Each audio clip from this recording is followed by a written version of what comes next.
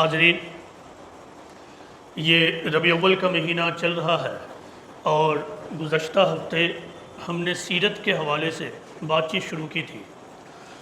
گزشتہ ہفتے میں نے یہ بتانے کی کوشش کی تھی کہ پیغمبر اسلام محمد صلی اللہ علیہ وسلم نے محض 23 سال کی مدت میں جو اعلیٰ ترین کامیابی حاصل کی ہے، اس کے پیچھے ایک بڑی وجہ یہ تھی کہ حالات خواہ کتنے ہی سنگین ہو، کتنے ہی سخت اور ڈیفیکلٹ ہوتے تھے، پیغمبر اسلام محمد صلی اللہ علیہ وسلم اپنے جذبات اور اپنی ایموشنز کو اپنے ہاتھ سے نہیں جانے دیتے تھے۔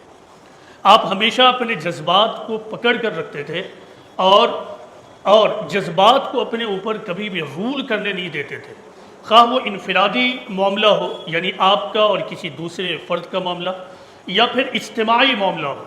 ان دونوں مواقع پر، دونوں انسیڈنٹس پر آپ نے آخری حد تک اپنے جذبات پر قابو کرتے ہوئے حقیقت پسندی کا طریقہ اختیار کیا، اور جو کچھ پاسبل اور ممکن ہوتا تھا اسی کو اختیار کر کر آپ اپنے مشن کو آگے بڑھاتے تھے۔ آپ کی پوری زندگی یہ بتاتی ہے کہ آپ جوش کے مقابلے میں ہوش سے کام لیتے تھے، آپ جذباتی اقدام کے بجائے عقلی اقدام کیا کرتے تھے، اور آپ ہمیشہ اقدام کرنے سے پہلے عملی نتائج کو ضرور غور کر لیا کرتے تھے کہ میرے کسی اقدام یا اسٹیپ کا نتیجہ کیا نکلے گا۔ نتیجہ سے لاپرواہ ہو کر آپ کوئی بھی اسٹیپ نہیں لیا کرتے تھے۔ بعد کے زمانے میں مسلمانوں میں ایک بات یہ مشہور ہوئی کہ اسلام میں جو اعلیٰ ترین درجہ اور صورت ہے وہ ہے عزیمت کی صورت، یعنی آدمی بہت ہی زیادہ حوصلہ مندانہ جس کو اقدام کہہ سکتے ہیں اس قسم کا اقدام کرے، اور ذرہ برابر بھی وہ غور و فکر کا کوئی طریقہ اختیار نہ کرے۔ ان لوگوں نے دو قسم کی فکر بنا لی، یعنی وہ ڈائیکوٹومی میں جینے لگے۔ ایک طرف عزیمت ہے یعنی پرجوش اور حوصلہ مند اور جرات مندانہ اقدام، کریجس اسٹیپ، اور دوسری طرف رخصت اور فرار اور بزدلانہ اسٹیپ۔ پیغمبر اسلام محمد صلی اللہ علیہ وسلم کی تعلیمات اور ٹیچنگز، دوسرے لفظوں میں اسلام کی ٹیچنگز یہ بتاتی ہیں کہ ایبسولیوٹ فارم میں نہ تو عزیمت کی کوئی اہمیت ہے اور نہ تو رخصت کوئی چیز ہے۔ اصل یہ ہے کہ اقدام اور اسٹیپ ہمیشہ حالات کے اعتبار سے لیے جاتے ہیں، حالات جیسے ہوں گے اسی کے مطابق اسٹیپ لیا جائے گا۔ لہٰذا جب آپ قرآن کو پڑھیں گے تو قرآن میں رخصت کو، صبر کو کوئی بزدلانہ اسٹیپ نہیں بتایا گیا ہے، بلکہ ایک عزیمت والا اسٹیپ بتایا گیا ہے۔ اس سلسلے میں قرآن کی ایک آیت اس طرح ہے کہ فَاصْبِرْ كَمَا صَبَرَ أُولُو الْعَزْمِ مِنَ الرُّسُلِ وَلَا تَسْتَعْجِلْ لَهُمْ۔ اللہ تعالیٰ نے پیغمبر اسلام کو یہ حکم دیتے ہوئے اور نصیحت کرتے ہوئے کہا کہ صبر کرو، جس طرح اولو العزم یعنی بہادر ترین پیغمبروں نے صبر کیا، وَلَا تَسْتَعْجِلْ لَهُمْ، اور معاملات میں جلد بازی کا طریقہ اختیار مت کرو۔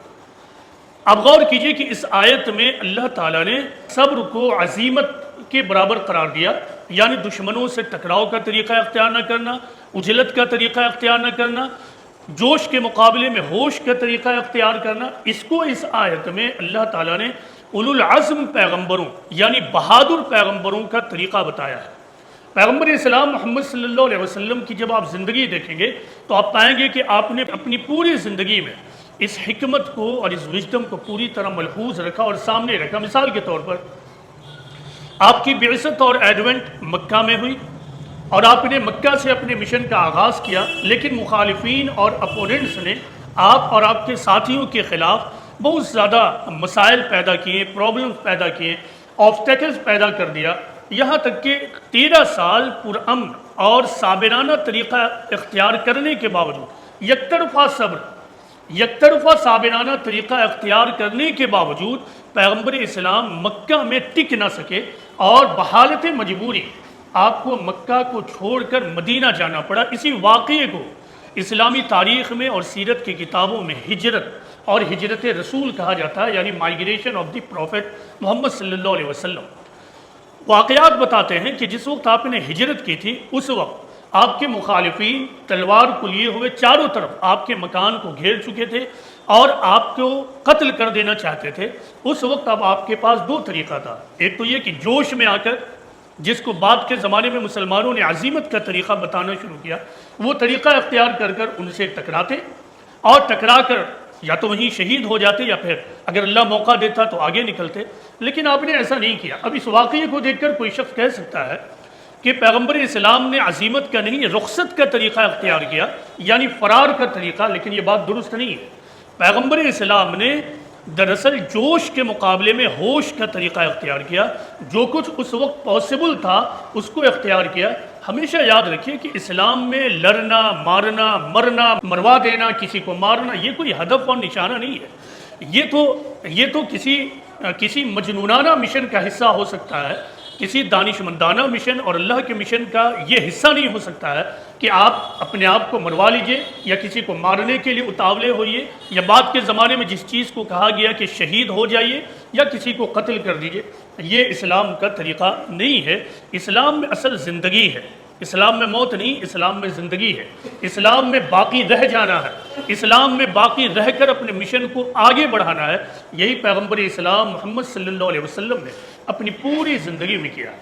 پیغمبر اسلام محمد صلی اللہ علیہ وسلم نے جو دین دیا ہے وہ خدا کا دین ہے، لہٰذا اس وجہ سے یہ ایک نیچرل دین ہے۔ اس کے احکام، اس کے کمانڈمنٹس ایسے نہیں ہیں جو آدمی کو ایسا محسوس ہو کہ میں تو اس پر عمل ہی نہیں کر سکتا ہوں۔ اگر کوئی حکم ایسا ہو جس پر ہر انسان عمل نہ کر سکے تو وہ فطری دین نہیں ہو سکتا ہے۔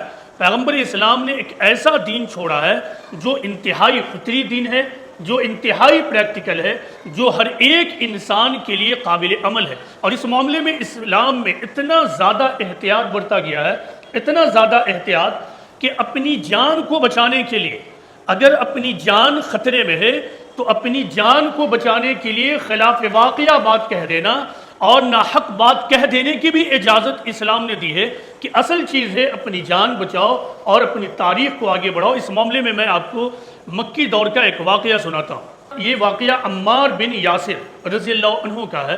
یہ ایک غلام طبقے سے تعلق رکھتے تھے۔ آپ کا جو سردار اور آپ کا جو مالک تھا وہ دراصل مشرک تھا۔ ایک دن ایسا ہوا کہ آپ کے سردار نے، جو مشرک تھا، اس نے آپ کو پکڑا اور آپ کو بہت زیادہ اذیت دی اور آپ کو کہا، یعنی عمار بن یاسر کو کہا کہ دیکھو میں تم کو اس وقت تک مارتا اور پیٹتا رہوں گا جب تک کہ تم اعلان نہ کر دو کہ تم محمد کے پیغام کو چھوڑتے ہو اور محمد کا انکار کرتے ہو۔ بہت زیادہ سختی، بہت زیادہ پٹائی، بالآخر عمار بن یاسر نے خلاف حق بات ایک کہہ دی، لیکن فوراً آپ یعنی عمار بن یاسر وہاں سے نکلتے ہیں اور نکل کر پیغمبر اسلام محمد صلی اللہ علیہ وسلم کے پاس آتے ہیں اور اپنے واقعے کو بتاتے ہیں۔ پیغمبر اسلام نے پوچھا کہ اے عمار یہ بتاؤ کہ تمہارے دل کا حال کیا ہے؟ عمار بن یاسر نے کہا کہ اللہ کے رسول میرا دل اب بھی حق پر ہے۔ پیغمبر اسلام نے کہا کہ پھر کوئی حرج کی بات نہیں ہے، آئندہ بھی اگر تمہارے ساتھ ایسے ہی ہو، تمہیں کوئی مارے اور پیٹے اور زبردستی کچھ کہلوانا چاہے تو تم وہ کہہ کر اپنی جان بچا لینا اور آگے بڑھنا۔ یہ پیغمبر اسلام محمد صلی اللہ علیہ وسلم کی سنت، تعلیم اور طریقہ، یعنی جوش کے مقابلے میں ہوش کا طریقہ اختیار کرنا اور جو کچھ پاسبل ہے وہ طریقہ اختیار کرنا۔ دیکھیے پیغمبر اسلام محمد صلی اللہ علیہ وسلم کے بارے میں قرآن میں ایک بات یہ کہی گئی ہے کہ آپ تمام انسانیت کے لیے نمونہ ہیں۔ اس بات کو قرآن میں اس طرح کہا گیا ہے کہ لَقَدْ كَانَ لَكُمْ فِي رَسُولِ اللَّهِ أُسْوَةٌ حَسَنَةٌ، یعنی اللہ کے رسول محمد میں تمہارے لیے بہترین نمونہ ہے۔ اس کا مطلب کیا ہوا؟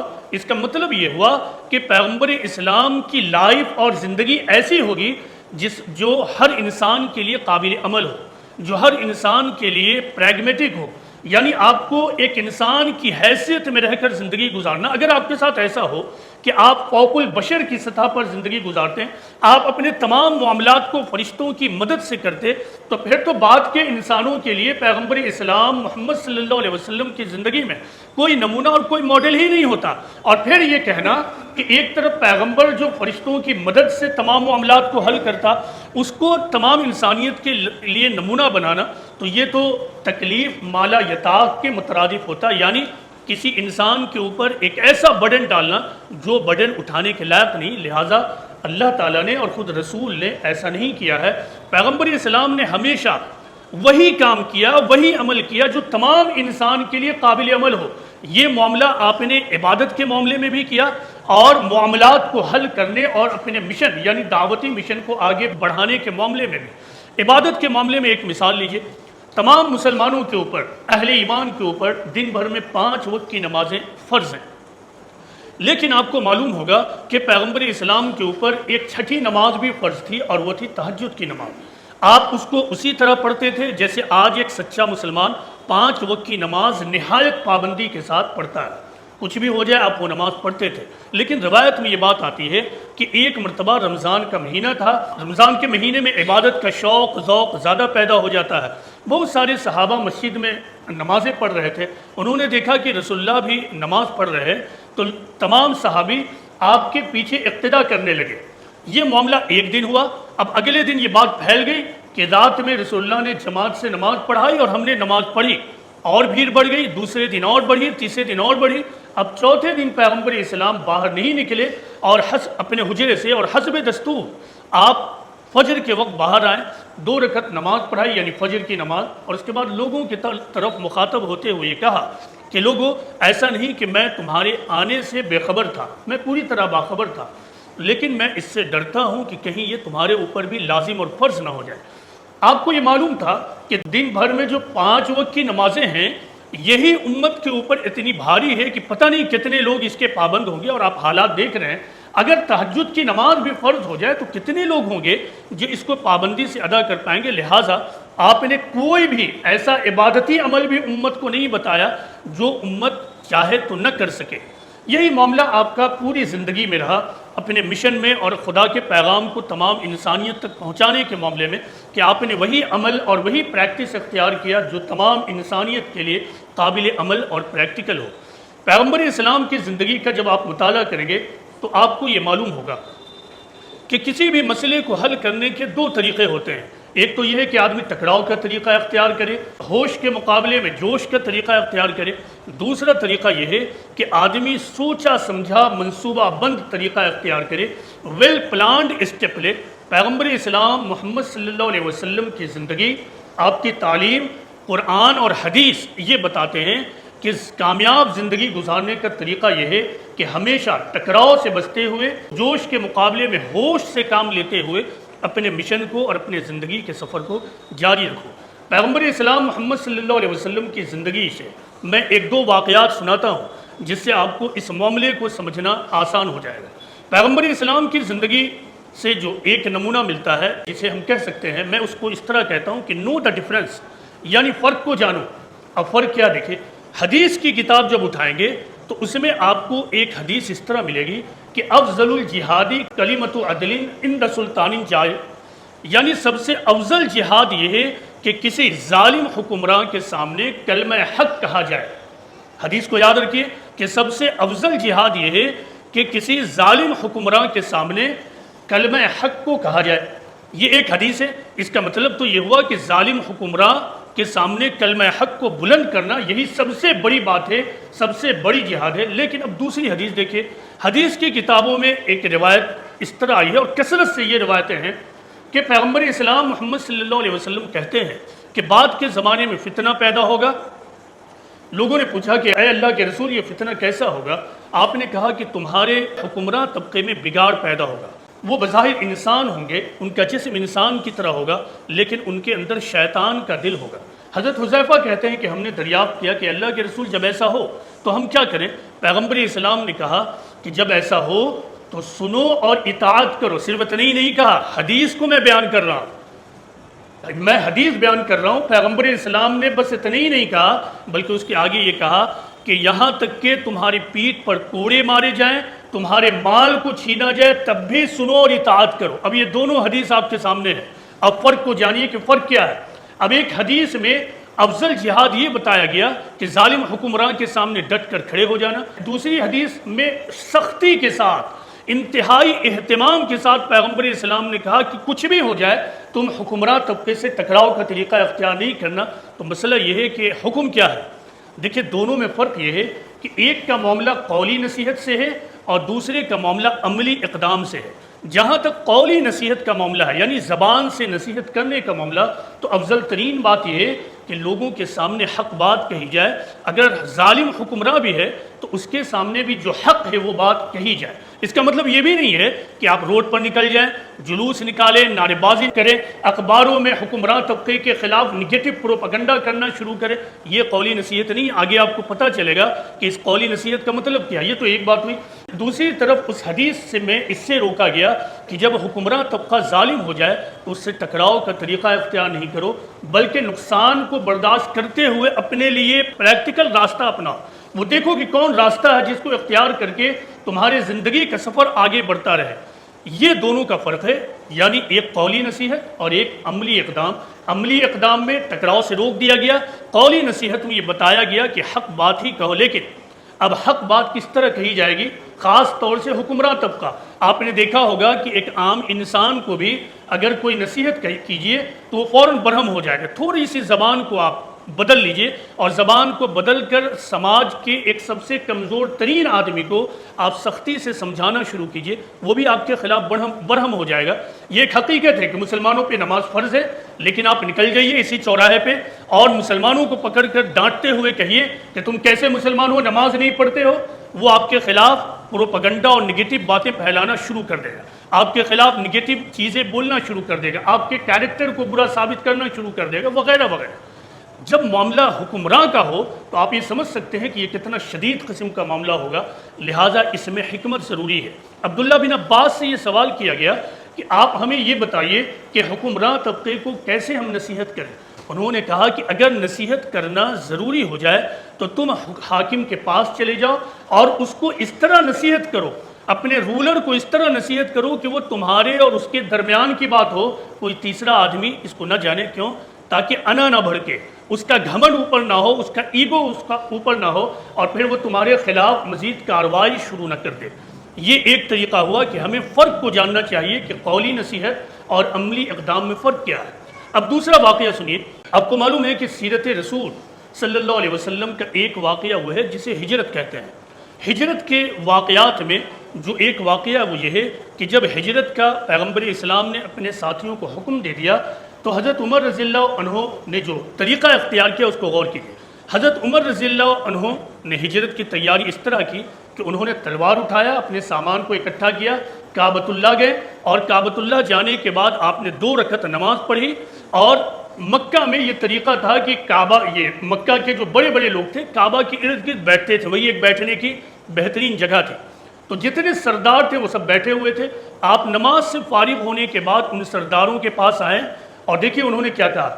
انہوں نے کہا کہ سنو، میں اب ہجرت کر رہا ہوں، تم میں سے جو شخص اپنی بیوی کو بیوہ اور اپنے بچے کو یتیم کروانا چاہے تو مجھ سے شہر سے باہر مل لے۔ تم میں جو شخص اپنی بیوی کو بیوہ اور اپنے بچے کو یتیم کروانا چاہے تو مجھ سے باہر آ کر، شہر کے باہر آ کر مل لے۔ یہ حضرت عمر رضی اللہ عنہ کا واقعہ ہے۔ اب دوسری طرف پیغمبر اسلام محمد صلی اللہ علیہ وسلم نے بھی ہجرت کی۔ اصل تو ہجرت آپ ہی کی تھی، آپ ہی کو حکم تھا تو آپ کے ساتھی بھی نکلے۔ آپ نے جب ہجرت کیا تو اس کا خلاصہ یہ ہے، واقعات بتاتے ہیں کہ چاروں طرف سے آپ کے مکان کو ہتھیاروں سے لیس اور مسلح ہو کر آپ کے دشمنوں نے گھیر لیا۔ آپ نہایت خاموشی کے ساتھ نکلتے ہیں اپنے ساتھی ابو بکر صدیق رضی اللہ عنہ کو لے کر۔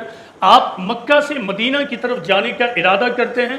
اگر بالفرض مدینہ جانے کا راستہ اس طرف ہے تو آپ نے الٹا راستہ اختیار کیا اور جا کر آپ غار ثور میں 3 دنوں تک چھپے رہے، اور جب یہ اطمینان ہو گیا کہ اب دشمن پیچھا نہیں کر رہا ہے تو آپ وہاں سے نکلتے ہیں، اور جو عام شاہراہ تھا، عام راستہ، اس کو چھوڑ کر انتہائی ان کامن راستے کو اختیار کر کر آپ مکہ سے مدینہ پہنچتے ہیں۔ یہ پیغمبر اسلام محمد صلی اللہ علیہ وسلم کی ہجرت تھی اور وہ حضرت عمر رضی اللہ عنہ کی ہجرت۔ اب اس دونوں واقعات کو دیکھ کر سیرت نگار یہ بحث کرتے ہیں کہ آخر کیا بات ہے کہ حضرت عمر نے اس طرح ہجرت کی کہ آپ کو کسی کا خوف اور ڈر نہیں، اور رسول اللہ صلی اللہ علیہ وسلم نے اس طرح ہجرت کی کہ آپ چھپ چھپاتے مکہ سے مدینہ پہنچے۔ اب سیرت نگار یہ سوال کھڑا کرتے ہیں کہ کیا حضرت عمر رسول اللہ صلی اللہ علیہ وسلم سے زیادہ جرات مند، ہمت والے اور کریجس تھے؟ نعوذ باللہ، بالکل نہیں، ایسا بالکل نہیں تھا۔ اب دیکھیں فرق کیا ہے، نو دا ڈیفرنس، فرق کو جانیے۔ ایک ہے ایک فرد کا اسٹیپ، ایک بات ہوتی ہے ایک فرد کا اسٹیپ، اور دوسری چیز ہے ایک لیڈر اور رہنما کا اسٹیپ، دونوں میں فرق ہے۔ ایک فرد کو تو یہ اختیار ہے کہ وہ جیسے چاہے اپنے بارے میں فیصلے کرے، حالانکہ اسلام کی تعلیم یہ ہے کہ ایک فرد بھی جوش کے مقابلے میں ہوش سے کام لے، لیکن فرد کو اختیار ہے۔ وہ اس وجہ سے کہ جب ایک فرد کوئی اسٹیپ لیتا ہے یا کوئی بولی بولتا ہے تو اس کے اثرات صرف اسی کے اوپر پڑتے ہیں، لیکن جب کوئی لیڈر، کوئی رہنما کوئی اسٹیپ لیتا ہے اور کوئی بولی بولتا ہے تو پھر اس کے اثرات تمام قوم و ملت پر پڑتے ہیں۔ لہٰذا لیڈر کو ہمیشہ وہی اسٹیپ لینا ہے جس میں قوم و ملت کی بھلائی اور زندگی چھپی ہو۔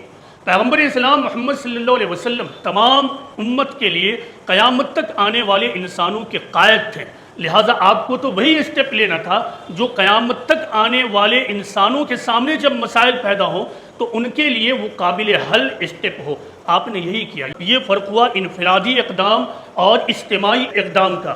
انفرادی اقدام اور اجتماعی اقدام یعنی انڈیویجول ایکشن اور کلیکٹیو ایکشن کا فرق۔ انڈیویجول کو آزادی ہے، ایک ویکتی کو آزادی ہے جو چاہے کرے، لیکن ایک لیڈر کو آزادی نہیں ہوتی ہے۔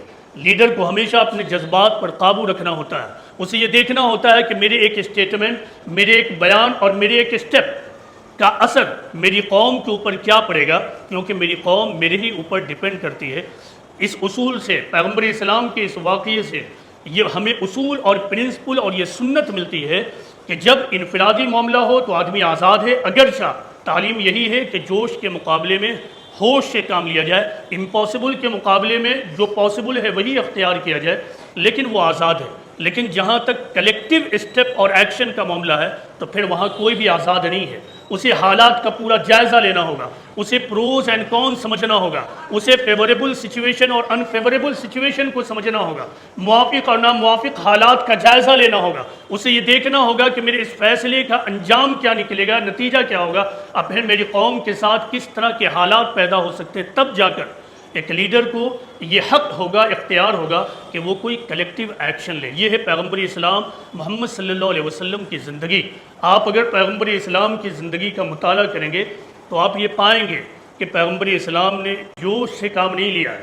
اگر جوش سے کام لیتے تو آپ مکہ میں عرب کے علاقے میں تنہا مسلمان کی حیثیت سے کھڑے ہوئے تھے، تنہا، یعنی آپ کی سنگل مائنورٹی کی حیثیت تھی۔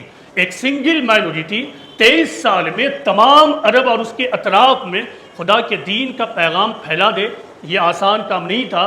اس کے لیے عقل، حکمت اور وزڈم اور ہر طرح کے مسائل کو برداشت کرتے ہوئے اپنے ہدف اور نشانے کو سامنے رکھنا پڑتا ہے، اور یہی معاملہ آپ تمام لوگ اپنی ذاتی زندگی میں کرتے ہیں۔ کوئی آدمی اپنی تجارت کرنے کے معاملے میں نادانی نہیں کرتا ہے، کوئی آدمی ایسی جگہ بزنس شروع نہیں کرتا جہاں کسٹمر موجود ہی نہیں ہو، کوئی آدمی اب دکان ایسی نہیں کھولنا چاہے گا کہ اس کے دکان میں نہ بتی ہو، نہ لائٹ ہو، نہ اے سی ہو۔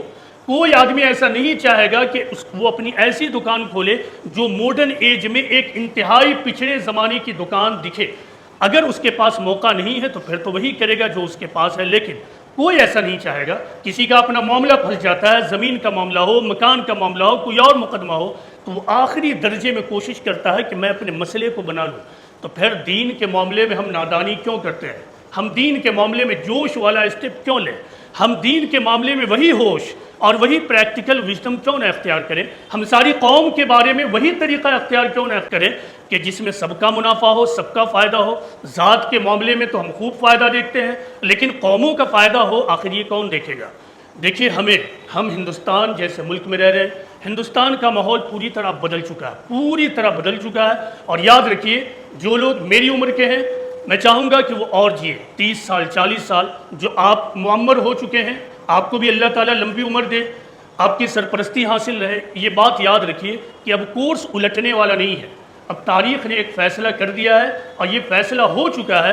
ملک ایک نیا رخ اختیار کر چکا ہے۔ ایک نئے رخ میں اگر ہم غیر دانشمندانہ طریقہ اختیار کریں گے تو یاد رکھیے جو نقصانات ہم نے کچھ بھی حاصل کر پہلے حاصل کیا ہے اس سے کئی گنا زیادہ نقصانات آگے ہو جائیں گے۔ لہٰذا ہمیں سمجھنا ہوگا، سمجھداری سے کام لینا ہوگا۔ تاریخ بدل جاتے ہیں، ایک بل سے کیا پریشان ہونا؟ آپ کو معلوم ہوگا کہ پہلے حکومت مغلوں کی تھی، 1000 سال حکومت تھی، اس سے پہلے کسی اور کی حکومت تھی، اس سے پہلے کسی اور کی حکومت تھی، لوگوں نے زبردست حکومتیں کی ہیں، لیکن وقت آیا، تاریخ بدلی، حکومتیں کہاں گئیں، مغلوں کے امپائر کہاں گئے، کسی کو بھی کچھ بھی نہیں پتہ ہے۔ اور آج اکثر آپ اخباروں میں پڑھتے ہوں گے کہ مغل فیملی کے لوگ سڑکوں پہ بھیک مانگتے ہوئے بھی ملتے ہیں۔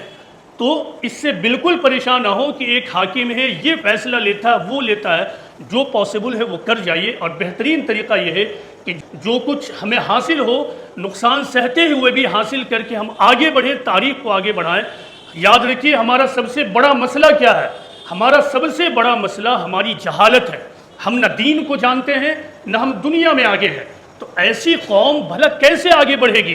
ایسی قوم کے ساتھ ہر آدمی کھلواڑ کرتا، کیا حاکم کو تو کھلواڑ کرنا ہی کرنا ہے، وہ کھلواڑ ہی کرتا، کوئی بھی حاکم ہو اس سے۔ تو ایسی قوم جو جہالت میں پڑی رہے، ایسی قوم کے خلاف ہر آدمی کھلواڑ کرتا۔ ہمارا سب سے بڑا مسئلہ کیا ہے کہ ہم اپنی قوم کو پڑھائیں، لکھائیں، دین اور دنیا دونوں کی گہری تعلیم دیں۔ ہمیں تو ابھی یہ بھی نہیں معلوم ہے کہ ہمارے اوپر اللہ نے کیا فرائض کیے ہیں۔ آپ بتائیے 20 سال سے میں آپ کے سامنے دعوت دعوت دعوت دعوت شہادت شہادت کہہ رہا ہوں، 20 سال سے، 20 دن سے نہیں، 20 سال سے۔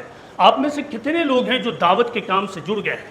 یہ میں جب دعوت دعوت کہتا ہوں تو ادھر ادھر سے اٹھا کر نہیں، بلکہ قرآن اور حدیث سے کسی کو اختیار ہے کہ وہ آئے اور ملے، بولے کہ تم جو یہ بات کہہ رہے ہو یہ تو قرآن میں ہے ہی نہیں، تم ایک بات کہتے ہو وہ بات کہتے ہو، کہاں قرآن میں دکھاؤ۔ کسی نے آج تک 20 سال میں نہیں پوچھا۔ اور ساتھ ہی ساتھ ہمارے درمیان سے اکثر لوگ وہ ہوئے جو اس مشن کے حصہ نہیں بنے۔ میں نے بارہا سمجھا، یہ بس ایک مثال ہے، اس سے اندازہ ہوتا ہے کہ ہم قرآن سے کتنا زیادہ دوری اختیار کر چکے ہیں۔ تو آپ کو تو علماء یہ بتاتے ہیں کہ ہمارا مسئلہ قرآن سے حل ہوگا، تو جب ہم قرآن کو اس طرح چھوڑے ہوئے ہیں تو ہمارا مسئلہ کیسے حل ہوگا؟ ہمارا مسئلہ نہیں حل ہوگا۔ قرآن کو پکڑنے کا مطلب کیا؟ 2 مطلب ہے۔ ایک مطلب ہے کہ اپنی زندگی میں دین کو پوری طرح اختیار کرنا، اپنی خواہشات کے اوپر اللہ اور اس کے رسول کے آرڈر کو رکھنا، ایک بات۔ دوسری بات، خدا کے پیغام کو تمام انسانیت تک پہنچانا۔ یہ آپ ایک کوئی معمولی کام سمجھتے ہیں کہ خدا کے پیغام کو تمام انسانیت تک پہنچانے کی بات یہ کہتا ہے دعوت داؤ، یہ معمولی کام سمجھتے ہیں؟ بھائی اگر قرآن سچا ہے تو آپ یہ بات جان لیجئے کہ قرآن میں یہ بتایا گیا ہے، حدیث میں بتایا گیا ہے کہ تمام پیغمبر صرف اور صرف اس لیے آئیں کہ لوگوں کو خدا کی اسکیم سے باخبر کر دیں۔ قرآن میں یہ صاف صاف بتایا گیا ہے کہ اگر قومیں یہ کام نہیں کریں گی تو ان کے لیے ذلت اور مسکنت ہے۔ تو یہ پورا مسئلہ جو ہندوستان کا ہے، میں علماء سے بھی مخاطب ہوں اور عوام سے بھی، یہ جو پورا مسئلہ 75 سال کے بعد ہندوستان میں پیدا ہوا ہے، ہمارے علماء اس اینگل سے کیوں نہیں دیکھ رہے ہیں کہ ایک عظیم ترین کام اور ذمہ داری اور فریضہ ہے، اس کو ہم نے چھوڑ دیا۔ ابھی چند دن پہلے ایک بہت بڑا کانفرنس ہوا، کیا اتنا بڑا کانفرنس پورے بہار کی سطح پر کیمپین چلا کر علماء نے، دین کے کام کرنے والوں نے خالص اس لیے کھڑا کیا کہ ہم عوام کو جمع کر کے بتائیں کہ دیکھو ہم سے غلطی ہو گئی ہے، ہم نے دعوت کے کام کو چھوڑ دیا ہے، ہم نے شہادت الناس کے کام کو چھوڑ دیا ہے، ہمارا یہ فریضہ ہے کہ ہم یہ کام کریں، اٹھو ایجوکیشن حاصل کرو اور پھر دعوت کے کام میں لگ جاؤ، اللہ کی مدد آنی شروع ہو جائے گی۔ کہاں کہا گیا؟ نہیں ہوتا ہے۔ اس سے ثابت ہے کہ ہم قرآن و حدیث سے، ہمارے خواص اور عوام دونوں ہی قرآن و حدیث سے بہت دور جا چکے ہیں، اور جب تک ہم قرآن کے دیے ہوئے فیصلے کو نہیں مانیں گے تب تک ہمارا مسئلہ حل نہیں ہوگا۔ کوئی آدمی کبھی بھی مل کر مجھ سے مذاکرہ مباحثہ اس معاملے میں ڈسکشن کر سکتا ہے، ہزاروں آدمی کو بیٹھال کے ڈسکشن کر سکتا ہے کہ تم یہ کہاں سے کہتے ہو، ہمارے سامنے یہ مسئلہ وہ مسئلہ۔ میں آپ کو بتاتا ہوں قرآن سے، حدیث سے، رسول کی سیرت سے میں آپ کو بتاؤں گا، یہ کام آپ کو اپنانا ہوگا۔ یہ کام نہیں اپنائیں گے تو آپ کا مسئلہ ڈائری میں آج کے ڈیٹ میں لکھ لیجئے کہ آج جو ہندوستان میں مسائل ہیں اس سے زیادہ ابتر اور بدترین ہوگا۔ کچھ نہیں سمجھ میں آتا ہے تو بنی اسرائیل اور یہودیوں کی تاریخ دیکھ لیجئے، اللہ تعالیٰ نے بنی اسرائیل کے لیے لکھ دیا ہے کہ ان کے لیے ذلت اور مسکنت ہے، ذلت اور مسکنت۔ اور دیکھ لیجئے آپ کے سامنے ہے، آپ کو کیا لگتا ہے کہ صرف فلسطینی پٹ رہے ہیں؟ اسی طرح اسرائیلی بھی پریشان ہے۔ اگر اسرائیل میں بم نہیں بھی گر رہا ہے تو وہاں کا بچہ، بوڑھا، نوجوان ایک ایک لمحہ پریشانی اور خدشے میں جی رہا ہے کہ پتہ نہیں اب کیا ہوگا، پتہ نہیں اب کیا ہوگا۔ یہ ذلت اور مسکنت پوری دنیا میں ہر انصاف پرست لوگ یہودیوں کو برا بھلا کہہ رہے ہیں، اور یہ کہہ رہے ہیں کہ یہ ذلیل قوم ہے، ظلم کر رہی ہے، لیکن وہ اپنے پیڑے ہوئے ہیں۔ یہی حال ہمارے ساتھ ہو جائے گا اگر ہم قرآن و حدیث کی بات کو نہیں اپنائیں گے۔ یہ بات قرآن و حدیث میں لکھی ہوئی ہے، اگر آپ کو جاننا ہو تو آپ نماز کے بعد ملیے اور میں آپ کو بتاتا ہوں کہ قرآن و حدیث میں کس طرح لکھی ہوئی ہے۔ اللہ تعالیٰ سے یہ دعا ہے کہ اللہ تعالیٰ ہم سب کو سمجھنے کی توفیق عطا فرمائے۔ یہ ربیع اول کا مہینہ ہے، ہم سب یہ عہد کریں کہ اپنی زندگی میں رسول کی سیرت کو اپنائیں اور تمام انسانیت تک خدا کے پیغام کو جتنا ہم سے ہو سکے اتنا پہنچانے کی کوشش کریں گے۔ وما علینا الا البلاغ المبین۔